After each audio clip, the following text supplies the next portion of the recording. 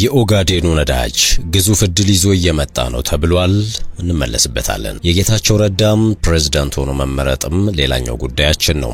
ኢትዮጵያ የሶማሊላንድ ኮሚሽን በአዲስ አበባ ያዘጋጀውን ስነ ስርዓት መሰረዟ ተሰምቷል። ይህንንም እንቃኛለን። አሰብ ጫፍ የተመረቀው አዲስ ጦር ፊታችን ወደ ቀይ ባህር ዞሯል ስላለው ድርጅት መረጃ ተሰማላችሁ። ሌሎችም ጉዳዮች ተካተዋል። አክብሮታዊ ሰላምታችን በያላችሁበት ይድረስ። የተወደዳችሁ የሸገር ታይምስ ቤተሰቦች እንዴት አላችሁ? የሰዓቱ መረጃ ጥንቅራችን በእለቱ የተሰሙ አዳዲስ ጉዳዮችን በስፋት ይዳሰሳል። በመግቢያችን ላይ ያደመጣችኋቸውን አበይት ነጥቦች እንደሚከተለው በዝርዝር እንመለከታለን። አብራችሁን ቆዩ።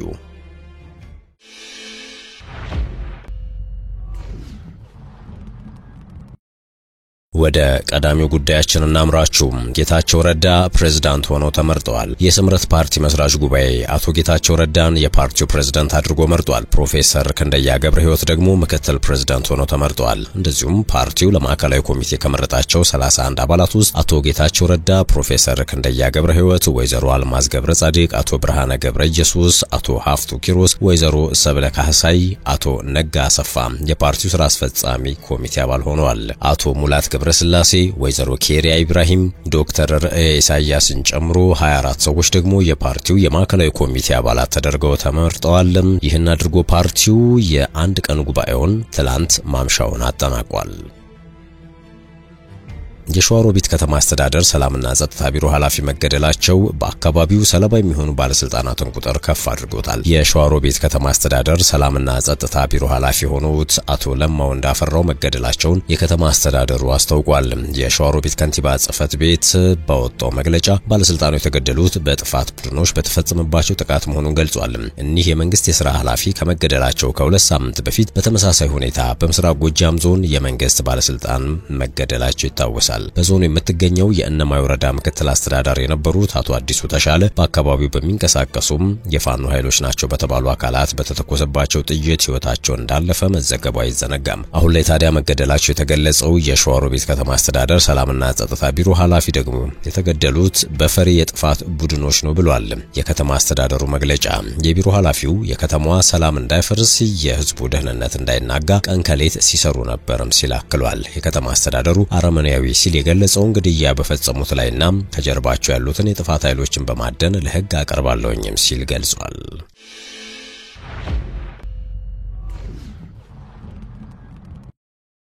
ኢትዮጵያ የሶማሊላንድ ሚሽን በአዲስ አበባ ያዘጋጀውን ስነ ስርዓት መሰረዟ ተሰምቷል። ኢትዮጵያ የሶማሊላንድ ዲፕሎማሲያዊ ተልዕኮ በአዲስ አበባ ያዘጋጀውን ስነ ስርዓት መሰረዟን አፍሪካን ፕላስ ዘግቧል።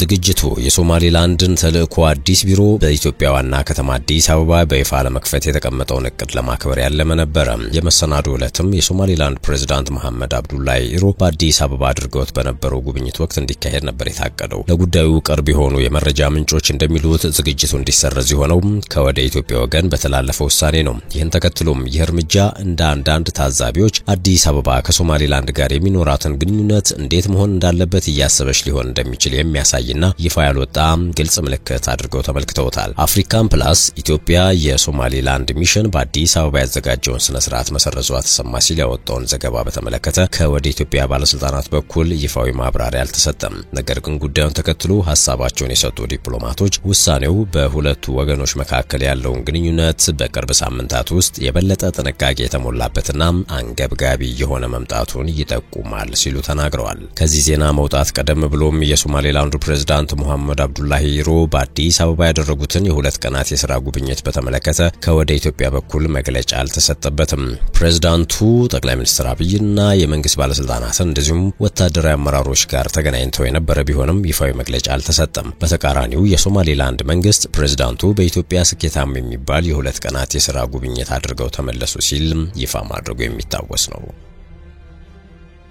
ወልቃይት ማዶ በከባድ መሳሪያ ታጥቆ የሚሰለጥነው የህወሓት ጦር ነገር ነው። ህወሓት በሱዳን በኩል ሸረሪና አካባቢ ወልቃይት ጠገዴን ሊወር የሚችል ሰራዊት እያሰለጠንኩ ነው ብሎ በአክቲቪስቶቹ አማካኝነት እያስነገረ ነው። የህወሓት ኃይል አርሚ 70 የሚል ስያሜ የተሰጠው ሲሆን ከ4 ዓመታት በላይ በሱዳን ወታደራዊ እንቅስቃሴ እያደረገ ይገኛል። ይህ ኃይል ቀደም ሲል የተደራጀው በማይካድራ ጥቃት ፈጽሞ ወደ ሱዳን ተሻገረ በሚል የሚነገርለት የሳምሪ ቡድን አባላት አማካኝነት ነበር። ከጥቂት ወራት በኋላ ግን በመከላከያ መከላከያ ሰራዊት ውስጥ የሰላም ማስከበር ዘመቻ አባል የነበሩ የትግራይ ተወላጅ ወታደሮች እንደተቀላቀሉትና ኃይሉ እንደተጠናከረም ይነገራል። ቡድኑም በማሰልጠንና በማስታጠቅ ቁጥር 1 ሚና አላቸው የሚባሉት ጄኔራል ፍስሐ ማንጁስ እንደሆኑም ነው የሚገለጸው። ጄኔራሉ ከወደ ሱዳን ወልቃይትን ለማስከፈት በሚል በህወሓት ዘንድ ተስፋ ተጥሎበት የነበረውን ይህንን ኃይል በከፍተኛ ደረጃ እንዳሰለጠኑት ነው የተነገረው። በተደጋጋሚ ጊዜም በወልቃይት በኩል ከወደ ሱዳን ሰብሮ ለመግባት ሙከራ አድርጎ የነበረው ይህ ኃይል ሳይሳካለት ቀርቶ ሱዳን ውስጥ ይገኛል። በኋላም በሱዳኖቹ ጄኔራል ጦርነት ከጄኔራል አልቡርሃን ጦር ጋር በመወገን እንደተዋጋና ካርቱምን በማስለቀቅ ዘመቻ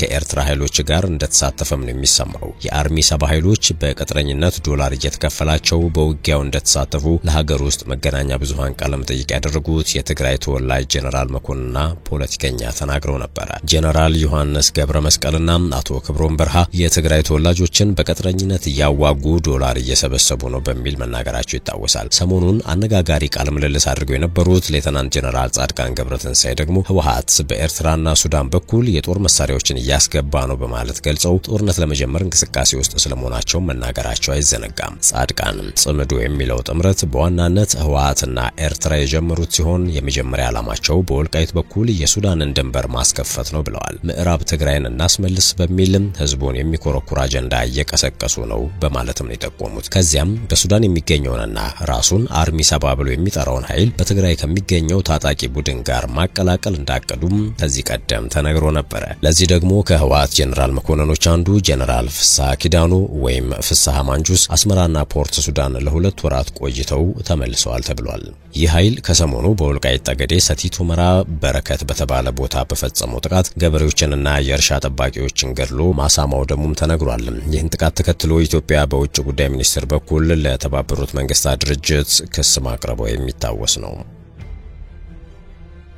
ቀጣዩ መረጃችን የኦጋዴኑ ነዳጅ ግዙፍ እድል ይዞ እየመጣ ነው ስለመባሉ ይመለከታል። ኢትዮጵያ የኦጋዴን ፈሳሽ የተፈጥሮ ጋዝ ፕሮጀክትና የጎዴ ነዳጅ ማጣሪያ ፋብሪካን ግንባታ ስትጀምር ከ7000 በላይ ለሆኑ ሰዎች ቀጥተኛ ስራዎችን ይፈጥራል ተብሎ እንደሚጠበቅ የፕላንና ልማት ሚኒስቴር አስታውቋል።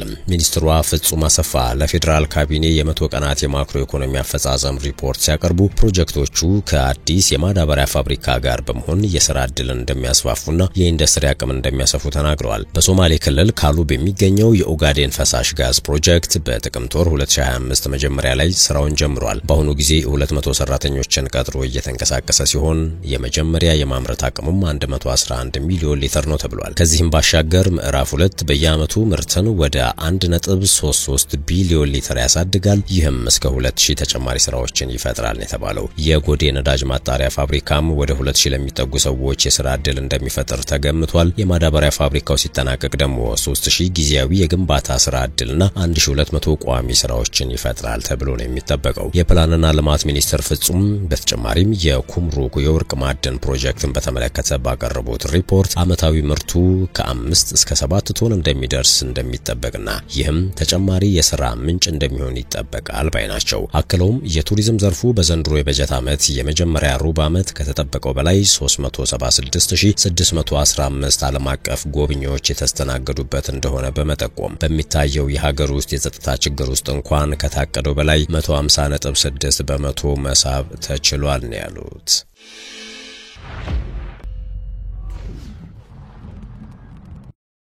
በመጨረሻም አሰብ ጫፍ የተመረቀው አዲስ ጦር ፊታችን ወደ ቀይ ባህር ዞሯል ሲል ስላስታወቀው ድርጅት ጥቂት እንበላችሁ። የኤርትራ መንግስት ተቋሚ የፖለቲካና ወታደራዊ ቡድን ቀይ ባህር አፋር ዲሞክራሲያዊ ድርጅት ከ3 ወራት በላይ የወሰደ ከፍተኛ የወታደራዊ ስልጠና ያጠናቀቁ አዳዲስ ተዋጊዎችን ማስመረቁን አስታውቋል። የምረቃ ስነ ስርዓቱን ተከትሎ ድርጅቱ ባወጣው መግለጫ የድርጅቱ መሪና ወታደራዊ አዛዥ የሆኑት ኢብራሂም ሃሩን ሰልጣኞቹ ያሳዩት ዲሲፕሊንና ጽናት የሚደነቅ መሆኑን ጠቅሰው ስልጣናቸውን ማጠናቀቃቸው የድርጅቱን ወታደራዊ አቅም ለማጠናከር አንድ እርምጃ ነው ማለታቸው ተመላክቷል። እንደ ድርጅቱ ገለጻ የስልጣናው ትኩረት ያደረገው በውጊያ እንቅስቃሴዎች በሽምቅ ውጊያ ስልቶች በአካላዊ ብቃት ማጎልበት እንዲሁም ግልጽ በሆኑና ህዝብ በሚበዛባቸው አካባቢዎች ስትራቴጂካዊ ስምሪቶች መከወል ላይ ነበር።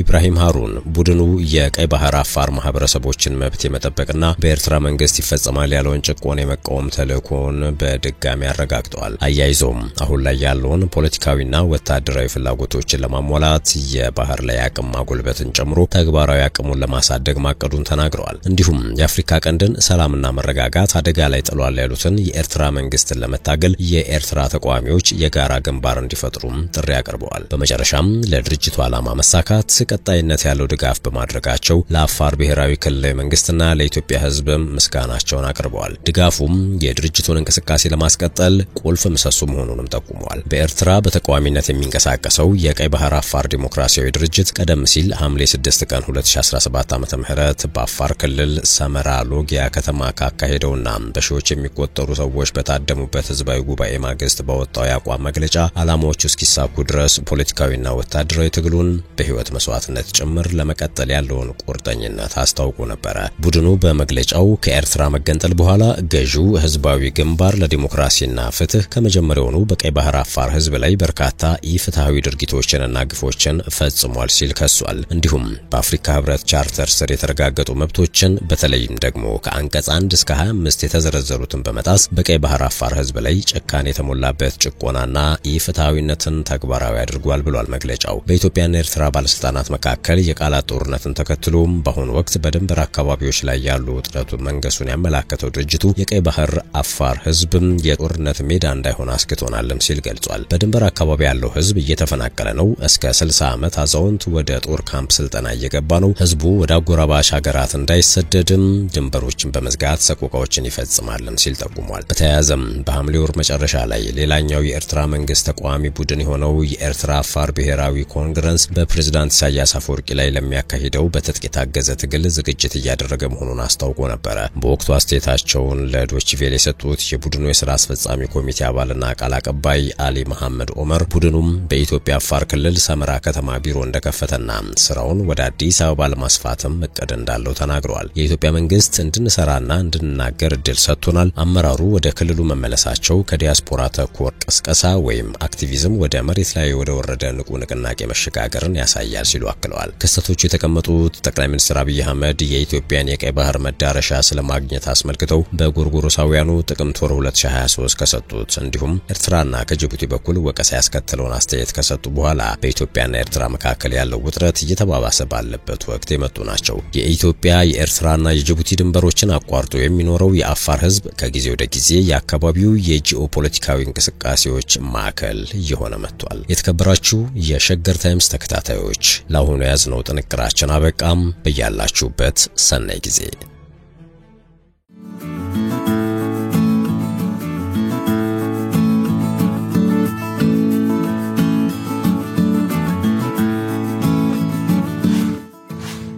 ሸገር ታይምስ ሚዲያን ሰብስክራይብ በማድረግና ደወሉን በመጫን ይከተሉን።